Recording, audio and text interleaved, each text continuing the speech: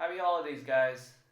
Today we'll be taking a look at my Milo and Esaga comp for Galactic Duel.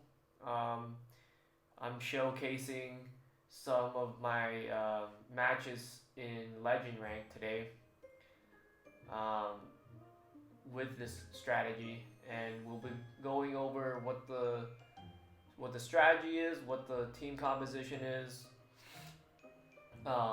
flexible picks, and then we'll be looking at some matches and doing commentary on the matches. So if you want to, just look at the comp and the strategy, go to that timestamp. The timestamps will all be in the description. And then if you just want to watch some matches, just go to those timestamps and skip the explanation. My audio is a bit bad today because I'm on my laptop. I don't have my better microphone available to me for a few days, so we'll do what we can with this. Alright, let's get started. Just as a preface, I'm not gonna go into too much details about how every skill and every character's mechanics work, because that would just take way too long. If you're curious, please use the game's skill descriptions and play some sacred duels, or play around with these units yourself to get familiar with how they work. Alright, the team you see on the screen is my go-to for Galactic Duel right now. The strategy revolves around Milo with Luna and Esaga. So those are the two win conditions I have. Esaga is really good right now. He threatens to one-shot any attacker that uses energy. Most importantly, God Ikki. And Seiya matchups just become really easy with him as well. I actually haven't seen much Seiya in the past 2 weeks or so on Galactic Duel. Even in Jameer. And even if the enemy team has a June, Esaga just becomes like an AoE unit, almost like Poseidon, because of how much damage he does. And you can see this happening a lot in my previous Jameer video. But yeah, huge threat right now. I believe he's probably like top 3 damage dealer on the C server, in my opinion. Now let's talk about the second win condition in this team, which is Milo getting 2 attacks a turn from Luna. This will absolutely delete the enemy team in the first 2 to 3 turns if left unchecked. And this is pretty obvious synergy with Esaga because Milo doesn't use any energy, which means your 2 main damage dealers will be at their full potential, applying a huge amount of pressure starting from turn 1. And these are the 2 probably amongst the best damage dealers in the meta on the C server right now. So this is perfect for enemy Esaga teams too, because they can't really punish you but when you use Milo. Milo accomplishes 2 things. First one, obviously, he threatens to win by turn 3. The other one is he acts as a diversion for, well, more as a bait for your Esaga as well, because your enemy will feel pressure to use their energy to attack him, which means your Esaga will have plenty of opportunity to counterattack. However, I think Luna is pretty necessary right now with him. I don't think Milo by himself is fast enough to be a huge threat without Luna. This will change when Hades Shun comes out and we're going to have more options for giving him 2 attacks a turn. But until that happens, I think Luna is absolutely necessary to get his full potential. Now, June is here because both Milo and Esaga are pretty vulnerable to single target damage. Milo just having such a low base health, and Esaga hurting himself every time he counterattacks, so you want to use June to kind of balance that out. Also, June's new skin is just so much better than her default skin. But the thing with June is that she's kind of useless against AoE comps such as Kanon into Arashaka or Kanon into Poseidon or even normal Saga. Although I've never seen normal Saga in GD. Um, so the other options are Misty and Jamian. Misty is very, very close to being a core unit here because he's just so good against most of the field right now. He can proc enemy Saga's counters early and reflect a bunch of damage to him. He can provoke key targets like God Iki, Kanon, Kiki. Iki usually doesn't run a lot of status resist, so it's pretty easy to provoke him. And the base speed of Misty is just a lot faster than Kanon, and you know if you have enough speed on him, he can even outspeed Luna's and Kiki's, which will just be huge for the beginning, the opening turns of the game. But he is not that great when your enemy has a lot of status resist, like everyone is using Knowing, and they have Shion, and they're using Gold Hyoga, then he just doesn't really do much. Jamian is probably the best healer in the current meta because he synergizes with June, with God Iki, with Esaga, and with anyone using Dragon Tooth. And I put him in whenever I want some sustain. He's just really good. He doesn't even use energy, which is just perfect. The other possible choices for this team comp would probably be something like Athena. She can stack up her second skill pretty quickly with Esaga, and then she becomes a huge threat on her own. Probably starting turn 4, maybe earlier. God Iki, of course, he's probably the most popular damage dealer right now, and I think he's probably top 3 damage dealer after Esaga and Milo, in my opinion. And he works with Esaga. Esaga doesn't counter him because he only uses 2 energy. The only problem with him is he kind of needs Jamian to be to be healthy as soon as possible, so he can start, so he can sustain his Phoenix form as soon as possible. And having Iki, Evil Saga, and Milo would definitely be a super high pressure team, and that would definitely work. Actually, that's probably would be my default team if Iki wasn't banned all the time. I barely ever get to play him, so I can't really say whether or not that team is super sustainable. Another option would be Hades. Hades is kind of the opposite of Milo, where Milo threatens to win the game the first 3 turns. Hades pretty much makes sure that you win the game after turn 3, if you can get him rolling. And he's a lot more sturdy. He's a lot more. He's just a lot easier to use than Milo, I think. Although doing nothing for the first 2 turns is not that great. So you kind of have to balance him out. Shion is another good option too if you already banned their June and you want another single target threat. He can also provide a good amount of protection to Esaga and to Milo, preventing them from getting CC'd. Nero Priest I've seen as well, like a very fast, very surefire way to CC God Iki or CC Kanon or something like that. But she doesn't really do much outside of that. Alright, so I think that's enough in terms of explaining the team comp. um, let's get into these games and let's see some of this in action.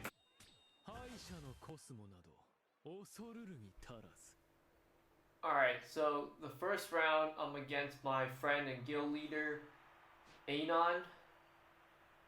Funny enough, I actually met him twice, almost back to back, and I never meet him any other day. As soon as I go in, I see that his lineups involve either Esaga or it's a Kanon clap comp. So I know the way to deal with the Kanon clap comp is just to hide my own Esaga. So I'm gonna ban his Esaga so that he's gonna use his Kanon clap comp. So I bring Aphrodite's Shyness, and I bring my usual team, replacing. Actually, I think I don't even use Jamian here.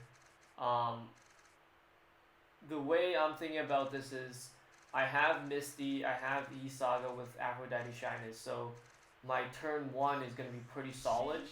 So I want to bring in Athena to see, to close out the game.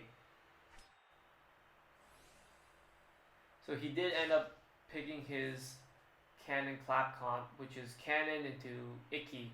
It's very, very powerful, and if I didn't have Aphrodite's Shyness, I would have been pretty screwed.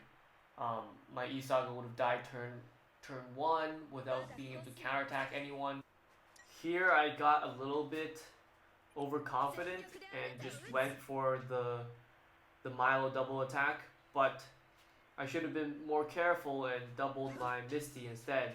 As you can see there, I missed my taunt on the Kanon. I should have taunted the Icky actually, just to be super sure that he cannot wreck my team in the first turn. So I missed the taunt, and luckily I don't get punished for this because what he does is he tries to bait out my Esaga's counter with his Kanon. He's essentially sacrificing his Kanon, or hoping that his Kanon would survive the initial counterattack due to the Dragon Tooth, but my Esaga just does way too much damage. And he wanted to clear the path for his Icky. Unfortunately, that just costed him his Kanon. So here he goes for the Icky anyways, because he knows that I didn't put the double on Misty or beside him, which means it has to be Milo. And Milo having two attacks a turn would definitely kill him. He cannot just wait on Icky and let me double attack with Milo. So here my Luna goes down, but everything is fine. His Icky's about to die. His Kanon already died. At this point, there's not much he can do, and especially if I land another taunt on his Icky with my Misty. I think this game just gets closed out here. Yeah, so with his comp, it's very fast to win. It's also very fast to lose. Had I not had Aphrodite's Shyness, like I said, my Esaga would have died turn 1, and it would have been easy for him to just finish off the rest of my team with Icky alone. So yeah, I get the taunt on the Icky, and it's pretty much game over from there. I don't even know why I brought in Poseidon. I think I just ran out of time and didn't know who else to put in.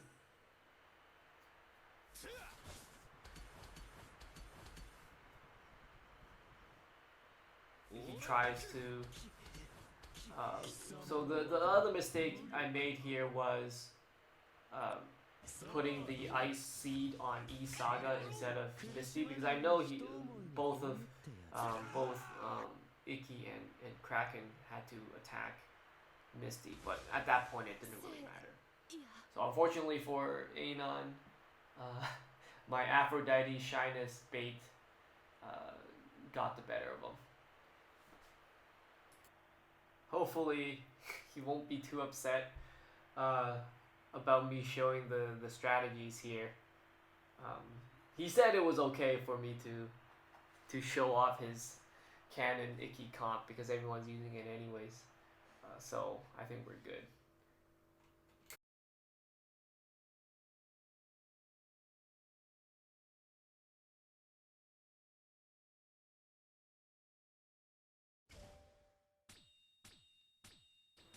So this next match is against Wild Pretzel. I believe he's also a Jamir 32 contestant for this month. I'm not sure, but his name's definitely up there. I've seen him a bunch of times in Legend, um, and I think he has pretty decent units. So I'm gonna go for the same thing this time. Luna, Milo, and Esaga. Gonna check his previous 2 wins to see what kind of bans I should be doing. So okay, so he has both Icky and Esaga. So what I'm thinking here is I'm gonna ban the June so that his Icky is not safe to transform. And he banned my Ickies, which means my overall strategy is still intact. Um, I don't have to swap things up. He didn't ban any of my core units. So I'm gonna be using June here to mitigate single target damage from his Esaga and probably his Icky. And then I'm gonna bring in Poseidon for the Crystal Seed and Misty for the Crystal Seed target. So I don't think he actually used Icky here, which is strange. Well, I mean, he knows that his June got banned, so he probably knows it's not safe to use Icky into Esaga, which is actually pretty smart. So let's see what he ends up going with. Okay, so Mu, Athena, Hades. He's trying to go for like a slower, grindier comp, which in theory is a good idea against Esaga, but I think he underestimated how fast Milo will be able to end the game. And we will definitely see Milo explode in this matchup because he has no CC to stop Milo whatsoever. I tried to taunt Athena there to cut him off energy so that his Hades will be a turn slower, even though it's not going to matter that much. I'm putting the Crystal Seed on Misty because he doesn't have June, so next turn I'm going to use Misty to bait his Esaga and just reflect a bunch of damage on him. Milo is just going to go to town on them. I'm going to target Mu. Get him to die before he can really rack up the damage with his crystal wall into his reflect damage thing. Yeah, not to worry about the Ares brutality on my June because, like I said, the game is going to be over in a few turns. By the time June gets locked down, it's not going to matter. Yeah, unfortunately for him, his Mu even got locked down by his Esaga. But even if it wasn't, he wouldn't have had enough damage to do a huge AoE. So yeah, just going for the double attack on Milo again, baiting out a bunch of damage from Esaga. Yeah, the Esaga just died just from counter-attacking my Misty. Yeah, this should be closed out decently soon.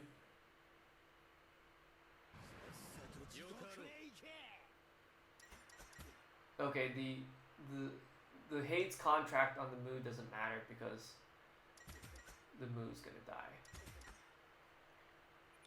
Here I'll just use a split lightning to soften their team up. Didn't really do much.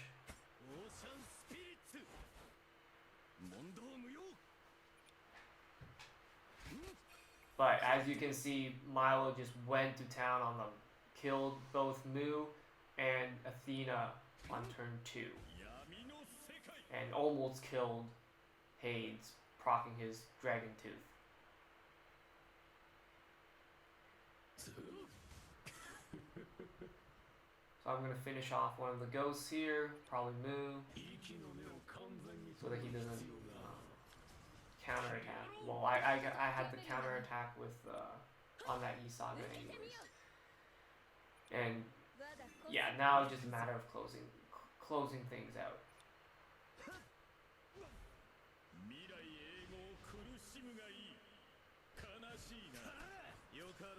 Yeah, even if the haze was not locked to my Esaga, there was not much he would have been able to do.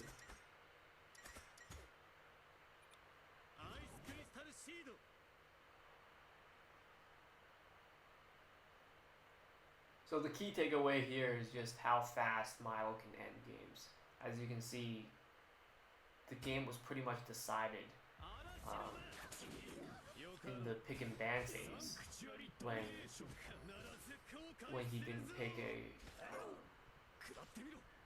a CC guy against Milo.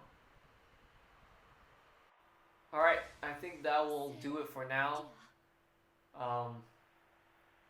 I'll be uploading more videos later for PvP and maybe PvE as well. And I have some summoning videos that I'm not really sure if I should upload. I didn't really do live reactions for them, so maybe if people ask me to. I'll definitely be making some live reaction summoning videos when Hades Shin comes out, probably next week. And I'll definitely be making a bunch of PvP videos for that as well.